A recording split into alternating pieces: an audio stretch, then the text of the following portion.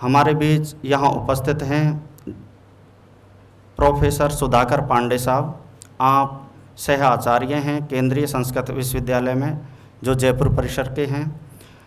भगवत गीता में वैदिक तत्व आज आपका विषय है और गीता के तत्वों को वेद के साथ में समायोजन करके और वर्तमान में दोनों की जो प्रासंगिकता है उस पर भी आज यहाँ आप बात करेंगे।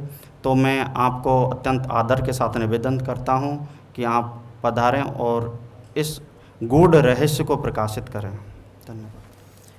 सदाशिव समारंभां शंकराचार्य मध्यमाम अस्मदाचार्य पर्यंतां वंदे गुरु परंपराम।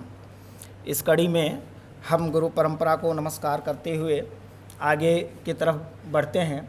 इस आज़ादी के अमृत महोत्सव एवं घर घर तिरंगा अभियान के अंतर्गत कला एवं संस्कृति विभाग, राजस्थान संस्कृत अकादमी एवं देवश्री बद्री नारायण ट्रस्ट के संयुक्त तत्वाधान में आयोजित इस एक दिवसीय गोष्ठी से आयोजित है और मैं आदरणीय मंचस्थ श्री साक्षात रिसीवर प्रोफेसर ताराशंकर पांडे जी, वैदिक कला विश्वविद्यालय यूनिवर्सिटी विश्वविद्यालय के कुलपति प्रोफेसर साहब हमारे बीच मौजूद हैं और हम सभी का सौभाग्य का यह अत्यंत ही सौभाग्य है कि हम सब इनके समक्ष आज हमारे समक्ष ये उपस्थित हैं और हम सभी के लिए यह अत्यंत ही गौरव का विषय है। और जम्मू कश्मीर से पधारे हमारे मित्र प्रवीण शर्मा जी एवं ज्वाइंट सेक्रेटरी राजस्थान प्रशासनिक सेवा में पंकज ओझा जी तथा देव बद्री नारायण ट्रस्ट के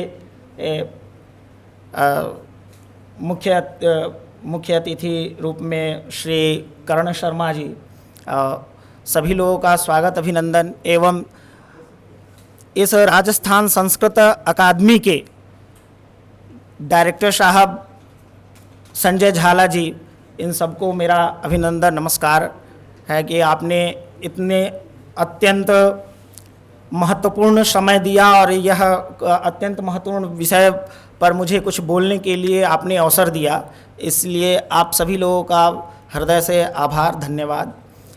हमारा विषय है वेद में श्रीमद् भगवत गीता में वैदिक तत्व। श्रीमद् भगवत गीता में वेद के क्या तत्व हैं, वेद के विषय, वेदों का विषयों का किस प्रकार से उसमें सन्निहित है, क्योंकि प्रायः सभी जगह हम लोग सुनते हैं और देखने को मिलता है कि काफ़ी विद्वान भी कहते हैं कि भगवान के मुख से ही निःसरित है। तो सर्वप्रथम हम वेद को जानना चाहते हैं कि वेद है क्या।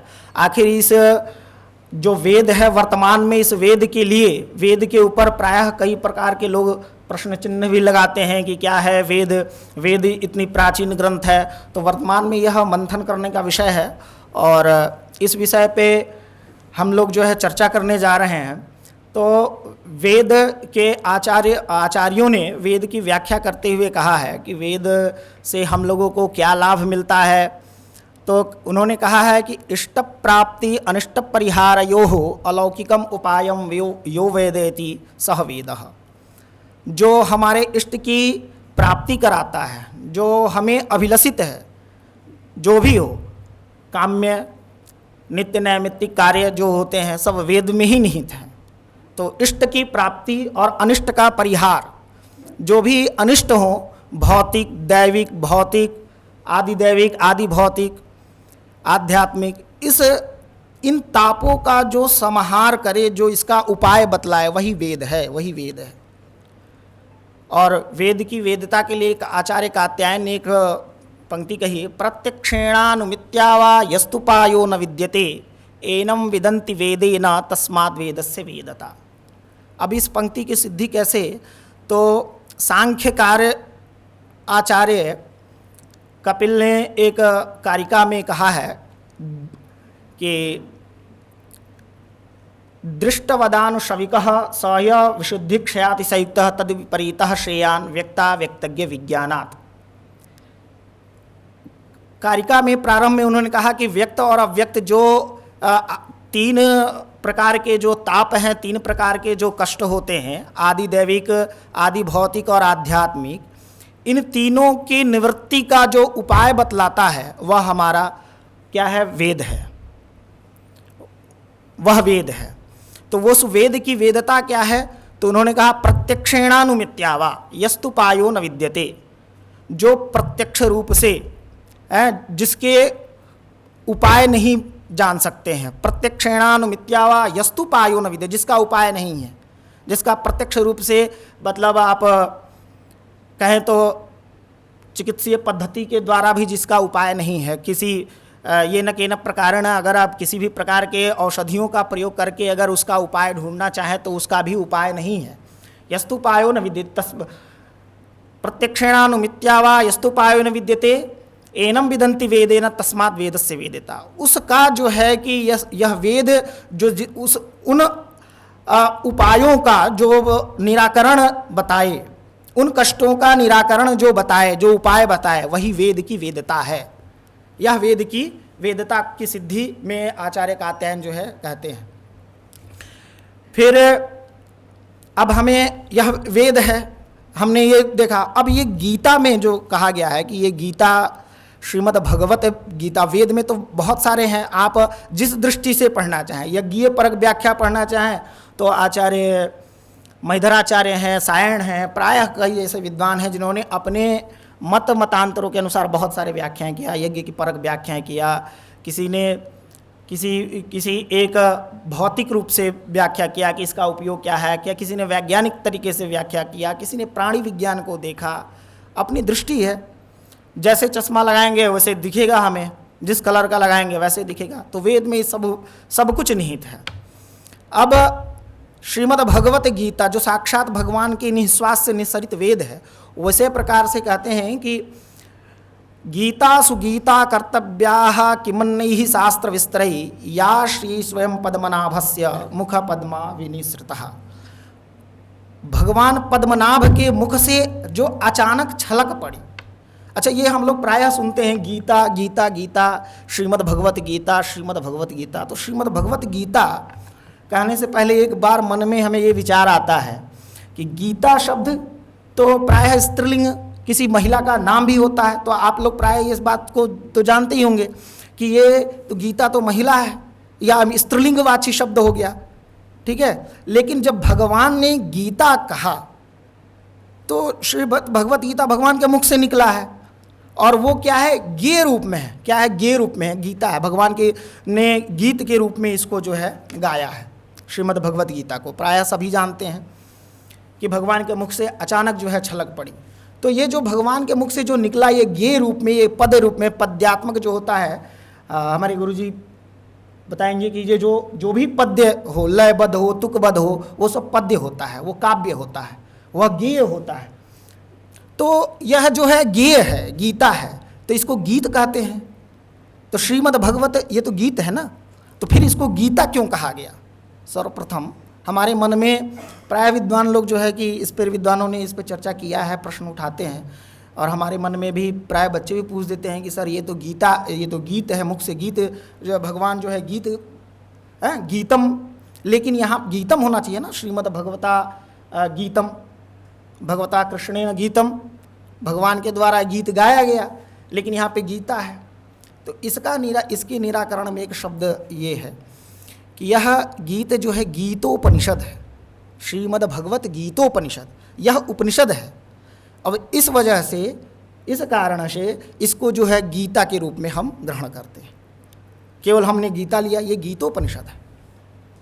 और प्राय विद्वानों ने कहा कि यह गीत जो है श्वेताश्वेतरो उपनिषद से, आचार्य मधुसूदन सरस्वती ने भी गीता के ऊपर प्रायः बहुत सारे व्याख्यान दिए, बहुत सारे उन्होंने ग्रंथ व्याख्याएं लिखी, उसमें उन्होंने इस चीज़ को कोट किया और कहा कि यह श्वेताश्वेतरो उपनिषद से काफ़ी जो है मिलता जुलता है, और यह गीतोपनिषद है। इस वजह से इसको जो है हम लोग गीता कहते हैं, श्रीमद् भगवत गीता। तो अच्छा, ये भी होता है कि ये वेद जो है, कहते हैं कि ऋषयः मंत्र द्रष्टारः, ये ऋषि जो है मंत्रों को इन्होंने देखा, ऋषियों ने मंत्रों को देखा, मंत्रों को सुना, तो ऐसे कैसे सुन लिया आजकल हम लोगों को क्यों नहीं दिखता है। प्रायः लोगों के मन में आजकल जो है लिबरल टाइप के लोग होते हैं, बहुत सारे क्वेश्चन करते हैं। तो आज भी है, और आज 1964 में नासा ने इस चीज़ को रिकॉर्ड भी किया हुआ है, जब हॉकिंस ने एक थ्योरी दी थी, बिग बैंग थ्योरी, जिसको विस्फोट सिद्धांत कहते हैं। नहीं, बिग बैंग थ्योरी जब दी थी 7.30 बिलियन पूर्व जो है बिग बैंग हुआ, उस विस्फोट के बाद बहुत सारे पार्किंग्स निकले उसमें से। अब वो जो है तरल रूप में थे, वो तरल रूप में थे, और as it is a plasma, और वो तरल रूप में थे, और धीरे धीरे वो बिंदु कणों में, जो अणु के रूप में, कणाद ने भी इसका बहुत अच्छा से व्याख्या किया है अपने वैशेषिक ग्रंथों में, कि जो पार्किंग्स निकले तो वो एक सेकंड के बाद वो बिंदु कण रूप में हो गए, और बिंदु कण रूप में होंगे। अच्छा, इस चीज़ को आप प्रैक्टिकली देखते होंगे, बड़े से जब विंडोज़ या बड़े से जो एलसीडी पे देखते होंगे या कैमरा के माध्यम से देखते होंगे, तो आपको कोई भी पिक्चर बनती होगी तो आपको डॉट डॉट डॉट डॉट दिखता होगा। या आपने डीएनए का थ्योरी वगैरह भी देखा होगा, तो उसमें डॉट डॉट डॉट डॉट करके बन रहा है, एक दूसरे से जुड़ता है, लेकिन वो किसी को नुकसान पहुंचाने वाला नहीं होता है। वो जितने भी होते हैं, जो भी डॉट्स होते हैं, वो अपने परजीवी को, मतलब अपने साथ वाले के जो है वो खत्म नहीं करते, नष्ट नहीं करते हैं, बल्कि उनके साथ मिलकर के एक स्वरूप का निर्माण करते हैं। वो एक स्वरूप का निर्माण करते हैं। आप लोगों ने देखा हो कि डीएनए के अनुसार आजकल भी कुछ भी होता है तो हम लोग जांच में डीएनए का प्रयोग करते हैं, डीएनए का जांच करते हैं, डीएनए से पता चलता है कि ये इस वंश का है, इससे मिलता जुलता है, ये सारी चीज़ें हैं। तो उसका उन्होंने ये जिक्र किया। इस चीज़ को हम लोग भी मानते हैं, बिग बैंग थ्योरी को अगर हम लोग भी मानते हैं कि 7.30 बिलियन पूर्व जो है बिग बैंग हुआ, और इसके बाद जो पार्किंग्स जो वो निकले, वो डॉट डॉट में हुए और एक आकृति रूप में बने। और इस चीज़ को भी हमारे यहाँ लोगों ने बताया है कि ये जो प्रक्रिया है, इस प्रक्रिया के तहत कुछ 48 लाख बिलियन बाद एक जो है, अभी जैसे हम लोग का ब्रह्मवैवर्त एक अभी स्मरण नहीं आ रहा है, एक हम लोगों का भी मनवंतर, वो मनवंतर कुछ विलियन के बाद चेंज होगा। तो ये चेंज होगा, ये उसके बाद क्या है, साइक्लिक रूप से साइक्लिक रूप से फिर हम आएंगे, क्योंकि हमारे यहाँ पुनर्जन्म के सिद्धांत को माना जाता है।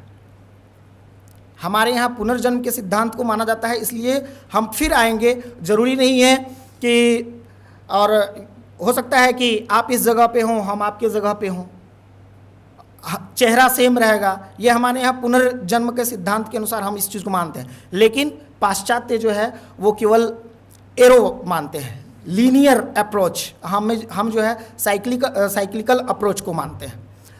हमारे यहाँ पुनर्जन्म के सिद्धांत को माना जाता है।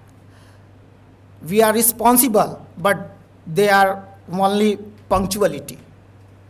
वो लोग पंक्चुअल होते हैं, समय को पकड़ते हैं। स्विट्जरलैंड में जब घड़ी का आविष्कार इसीलिए किया गया कि उन लोगों को बस पंक्चुअलिटी, समय को देखना है, उनको प्रकृति का दोहन करना है। वो जानते हैं कि हम दोबारा नहीं आएंगे, हमारा जन्म दोबारा नहीं होगा, इसलिए हमें संसाधनों को निचोड़ करके हमें इसका यूज़ करना है, हमें उपभोग। और हमारे यहाँ जो शास्त्रों का अध्ययन किया गया, क्यों, और प्रकृति का दोहन नहीं हुआ। हमारे ऋषि महर्षि अगर चाहते तो बहुत सारे ये सब आविष्कार कर सकते थे, ऐसा नहीं है। हमारे यहाँ भी बहुत सारे आविष्कार हो सकते, लेकिन हमारे यहाँ पुनर्जन्म के सिद्धांत कि भाई हमारे आने वाली पीढ़ी जो है, इस प्रकृति का अगर हम दोहन करते हैं, अगर हम प्रकृति का दोहन करते हैं तो इससे जो नुकसान होगा हमारे पीढ़ी को होगा, कल हम जन्म लेंगे तो। और उन्होंने इस साइक्लिकल अप्रोच से बचने के लिए इन्होंने मोक्ष को ढूंढा, और इन्होंने, हमारे ऋषियों ने मोक्ष के लिए प्रयास किया कि हम इससे कैसे बचे। तो इन्होंने गीता को, वेद को पढ़ा, और इससे जो है उन्होंने रिसर्च किया और देखा कि एक ध्वनि निकल रही है, इस पृथ्वी से ध्वनि निकल रही है, और वो ध्वनि है ओमकार की। आप किसी वीरान स्थल पे, प्रायः सर चर्चा कर रहे थे कि उत्तराखंड में मुझे अच्छा लगता है। क्यों अच्छा लगता है? इसका रीज़न ये है कि वहाँ पॉल्यूशन फ्री है, वहाँ गाड़ियों का, वहाँ ध्वनि प्रदूषण नहीं है। कहीं ना कहीं लगता है कि हाँ यहाँ हम लोग शांत हैं, लेकिन किसी न किसी प्रकार की ध्वनि हो रही है। तो ये ध्वनि हमें कम, अपनी आत्म चेतना को, हम अपने आप को नहीं सुन पाते हैं। आप मन में कोई चीज़ गुनगुनाते हैं, आप मन में किसी चीज़ को आप एक बार गुनगुना कर देखिएगा और कानों को बंद कर लीजिएगा, लेकिन लगेगा कि आप जो बोल रहे हैं अंदर से वो खुद आपको सुनाई देती है। आप बिल्कुल भी अगर स्लो मोशन में बोलेंगे, बिल्कुल माने एडिबल, जो बगल में जो व्यक्ति होगा वो अगर सुन भी नहीं सकता, मतलब काफ़ी शार्प सुनने में भी अगर वो शार्प माइंडेड हो, फिर भी वो आपके चीज़ों को नहीं सुन पाएगा, लेकिन आप अपनी चीज़ को सुन पाएंगे। लेकिन आज के समय में ये संभव नहीं है। लेकिन हाँ, उस समय ऋषि महात्माओं ने कंदराओं में जा कर के और इस चीज़ को सुना, ध्वनि को सुना, और उन्होंने देखा कि ये ओम की ध्वनि निकल रही। आप प्रायः सुनते हैं कि भगवान जो है शंकर डमरू बजाते हैं, 14 सूत्रों का निर्माण होता है और उससे पाणिनि इतने बड़े व्याकरण का रचना करते हैं। तो वो क्या है? उन्होंने उसको सुना और उसको उस ढंग से रिसर्च किया। हर सिक्के के दो पहलू होते हैं। हर वाक्य, कोई भी शब्द कहेंगे, आप उन शब्दों को देखेंगे तो उसके हर व्यक्ति एक निगेटिव वे में बोलेगा और उसको, उसी चीज़ को कोई व्यक्ति निगेटिव और पॉजिटिव में भी लेगा। ठीक है, तो इस तरह से उन लोगों ने अपने अपने ढंग से उस चीज़ को लिया, रिसर्च किया, तो वो ओम की ध्वनि को इन लोगों ने सुना। और उस ओम, और इसीलिए सब जगह कहा गया है कि वेद में सबसे पहली प्रणवाक्षर, आद्य प्रणवाक्षर का अथकारम भाष्येषु ओमकारम वेदेषु, वेदों में ओमकार और अथकार भाष्यों में, ग्रंथों काव्यों में जो है कि लिया जाता है। मंगलवाची शब्द है, मंगलाचरण किया जाता है। मंगलाचरण सब लोग जानते हैं, किसी भी कार्य को प्रारंभ करने के लिए पहले मंगल का आचरण करते हैं। तो ये मंगलाचरण जो है हम ओम का लेते हैं, उच्चारण करते हैं। तो ओम जो है, और इस चीज़ को 1964 में, आखिर देखिए जो चीज़ें हमारी हुई हैं उसको नासा इत्यादि जो भी हैं ये सब बाद में हुए हैं और अब एक्सेप्ट कर रहे हैं। 1964 में उसको उन्होंने रिकॉर्ड किया और ये चीज़ लिखा कि यह बिलियन, हजारों बिलियन ट्रिलियन एडिबल कैपेसिटीज जो है, कैपेसिटेबल जो है, इसका बहुत कम है, जो आप सुन नहीं सकते हैं। इसकी ध्वनि आप साधारण तरीके से नहीं सुन सकते, साधारण कानों से, साधारण किसी यंत्र से इसको नहीं सुन सकते हैं। बहुत स्लो मोशन में है और इसको उसने नोटिफाई किया और इसने लिखा है कि यह जो है कि हजारों बिलियन ट्रिलियन जो है कि बहुत कम साउंड में है, और उसने रिकॉर्ड करके कहा कि ये, और इस चीज़ को हमारे मुंडको उपनिषद में भी ओमित्याक्षरम ओम इत्यादि शब्दों के द्वारा मुंडकोपनिषद में परिभाषित किया गया है, बताया गया है कि ओम का जो है सर्वप्रथम जो है उच्चारण और पृथ्वी करती है। आप लोग प्रायः महाभारत इत्यादि देखते होंगे, पहले जो आता था दूरदर्शन पे, तो आप लोगों ने देखा होगा कि मैं धरती माँ हूँ, इस तरह से वाक्य बताया गया है कि मैं धरती माँ हूँ और मैं ये, इस तरह से बहुत सारी चीज़ें उस पर वो कह रही हैं। तो ये पृथ्वी कहती है, पृथ्वी से ये सारे साउंड निकलते हैं। ठीक है, और हमारे यहाँ इस चीज़ को जो है कि मंत्रों को, जो भी मंत्र हमारे यहाँ है वो एक प्रकार से चिकित्सीय पद्धति है। अगर आप चिकित्सीय पद्धति की दृष्टि से देखते हैं तो वो एक थ्योरी है, साउंड थ्योरी, साउंड थेरेपी। और अमेरिका इत्यादि देशों में बहुत सारे ऐसे संस्थान हैं, बहुत सारे ऐसे हॉस्पिटल हैं जिसमें साउंड थेरेपी दी जाती है। आपने कुछ दिन पहले आपने सुधीर चौधरी का एक डीएनए वो आता है रिपोर्ट, आप लोगों ने देखा होगा कि उसने एलबीएस में महामृत्युंजय मंत्र के ऊपर एक रिसर्च हुआ था एम्स में, जिसमें लगभग 20 या कुछ जो पेशेंट हैं उनके ऊपर ये साउंड थेरेपी को लागू किया गया। इसके ऊपर हैदराबाद में, बेंगलोर में, लखनऊ में भी रिसर्च हो चुके हैं। लेकिन ये चीज़ आप सब लोगों ने देखा होगा कि सुधीर चौधरी ने इस चीज़ को बहुत अच्छे से नोटिस किया है, बताया है कि इस पे ये थेरेपी हुई है, साउंड थेरेपी, मंत्र का उच्चारण किया गया है और सुनने वालों को जो लाभ, सेम पेशेंट और सेम मेडिसिन दिया गया और जिनको सुनाया गया वो लोग जल्दी प्रभावशाली हुए और जल्दी ठीक हुए, और वो जो लोग हैं वो उनके ऊपर कोई प्रभाव नहीं हुआ मेडिसिन का। तो ये साउंड थेरेपी है, और इस साउंड थेरेपी को हम लोग जो है इस चीज़ को लेते नहीं हैं। इसलिए हमारे पूर्वजों ने ये वेद को उच्चारण के लिए, वेद केवल कंठस्थीकरण पर विशेष बल दिया, और हमारे झाला साहब इसके लिए काफ़ी जोर शोर से लगे हुए हैं। हमने देखा कि ऐसे नए नए वेद विद्यालयों को खोल रहे हैं, नए नए वेद विद्यालयों को चालू कर रहे हैं। वहाँ ने अध्यापक नहीं है तो उनको अध्यापक भी दे रहे हैं, वहाँ धन कम है तो उनकी धन की भी व्यवस्था कर रहे हैं, कई ट्रस्टों को जोड़ करके। ये बहुत बड़ा एक ऋषि के समान जो है यह कार्य कर रहे हैं। कई प्रकार से लोग करते हैं ना, तन से, मन से, धन से। तो सर जो है सर को हमने देखा तन और मन दोनों प्रकार से और धन से भी काफ़ी लगे हुए हैं। एक व्यक्ति, एक अध्यापक को लाने में, और इन्होंने काशी से, आज भी हमारे पास जो है एक फ़ोन आया कि गुरुजी हम धौलपुर में ज्वाइन किए हैं, किसी ने मंडा में हो। तो वाराणसी से विद्वानों को बुलाना, और यहाँ बहुत कम धन हो पाता है, तो वहाँ पे उनके लिए 2-2 संस्थाओं को उन्होंने ऐड किया। तो ये एक प्रकार का बहुत बड़ा मतलब मिशन है, और सर का एक बहुत बड़ा, माने वेद के रक्षा में इनका बहुत बड़ा योगदान है, और इस चीज़ को करना चाहिए। लेकिन हमारा विषय है श्रीमद् भगवत गीता में वेद का मुख्य तत्व जो है। तो हम इस पर थे कि श्रीमद् भगवत गीता, जो लोग कहते हैं कि पद्मनाभ, भगवान पद्मनाभ के मुख से यह साक्षात निःसरित हुई है, साक्षात श्वास लेने मात्र से प्रकट हुई है, तो ये कैसे वेद तुल्य है? क्या इसको हम फॉलो कर सकते हैं? तो बिल्कुल। श्रीधराचार्य ने भी कहा है कि कृष्ण शब्द, जो कृष्ण धातु है, यह सत्तावाची है, आकर्षण है और ण आनंददायक है। कृष्ण सत्तावाची है, सत्ता और आनंद दोनों ही इस गीता से मिलता है। अगर आप कहें कि इसे हमें भौतिक लाभ क्या हो सकता है, हमारे आचार्यों ने पहले जो हमारे गुरुजन गुरुकुलों में कहते थे कि बस तुम पढ़ो, इसका लाभ मत पूछो कि हम ये पढ़ेंगे तो मुझे क्या लाभ है, चाहे इसका क्या अभिप्राय क्या है, इससे क्या फ़ायदा होगा मुझे क्या, तो बस वो रटा देते थे।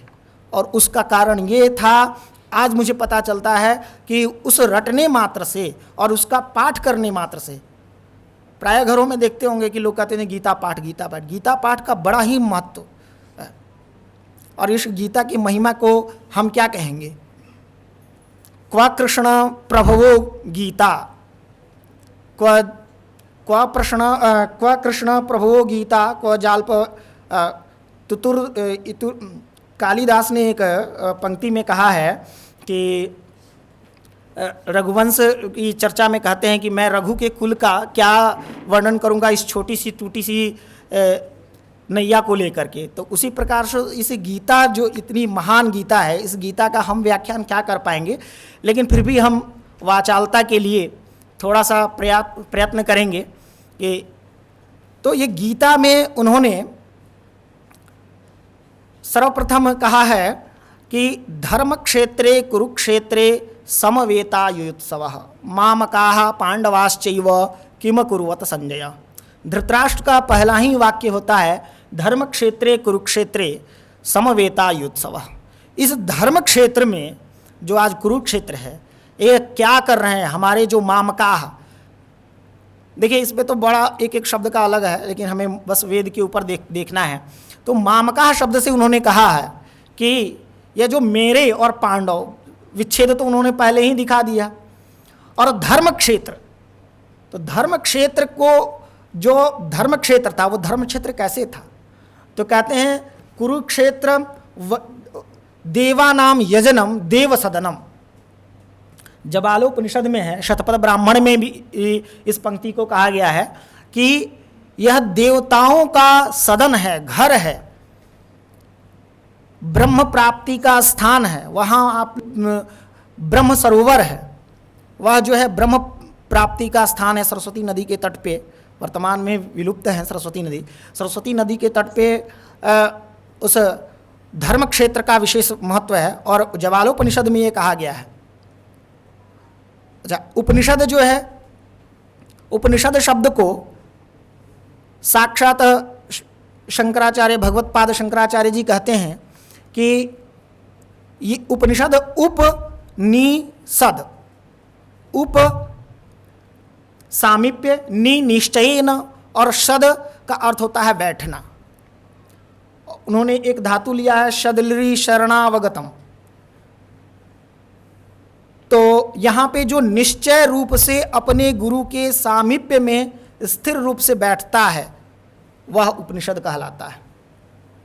तो इस तरह से यह, और उपनिषद क्या है कि वेदांत भाग है, इसको कहा जाता है वेदांत, वेद का अंत भाग। जब ये वेद का अंत भाग उपनिषद है तो उपनिषद साक्षात वेद हुआ। और वेद का वाक्य है कि धर्म क्षेत्रे कुरुक्षेत्रे, धर्म जो है, धर्म क्षेत्र जो है वह देवताओं का सदन है, देवताओं का घर है, और वहाँ से मुक्ति प्राप्ति के लिए। आगे ही एक और श्लोक है, शंकरो नरकायैव कुलघ्ना नाम कुलस्य च पतंती पितरो येषाम लुप्त पिंडोदक क्रिया। इसमें चर्चा करते हैं कि शंकरो नरकायैव कुलघ्ना नाम कुलस्य च पतंती पितरो येषाम, जब पितर लोग, जब जब वर्ण शंकर हो जाएगा तब हमारे पितर लोग नष्ट होंगे। तो उनको जो है पितरों को पिंडदान इत्यादि से जब मुक्ति कैसे मिलेगी? मुक्ति तो नहीं मिल पाएगी। वेद में भी है कि ये जो वाक्य है पितरों का, ये पितर तर्पण, नमः पितृभ्यः स्वधाभ्यः स्वधा नमः प्रपिता, इस तरह से है। दर्श पूर्णमासिया का प्रथम अध्याय शुक्ल यजुर्वेद में ये मंत्र है। इस मंत्र में दिखाया गया है कि यहाँ जो है कि पितरों के लिए हम जल अर्पण करते हैं, तिलांजलि देते हैं, तो जिससे हमारे पितरों की मुक्ति मिलती है। आगे दूसरे अध्याय में भगवान कहते हैं कि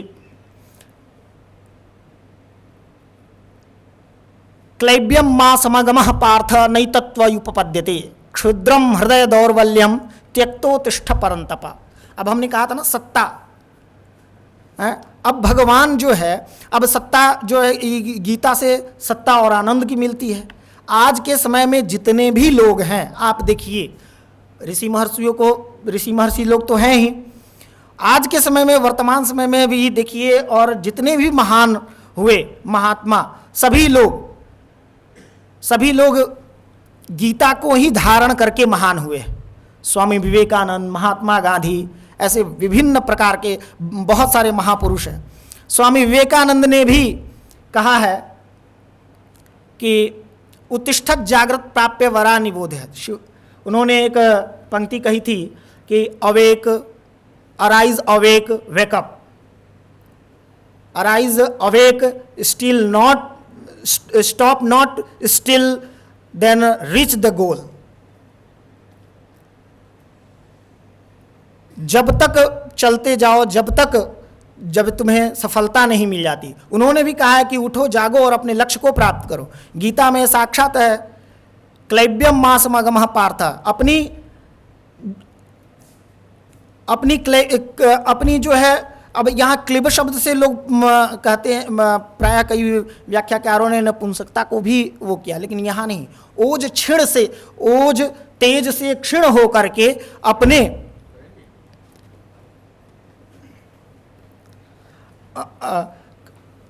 क्लैब्यम, उन्होंने कहा कि अपने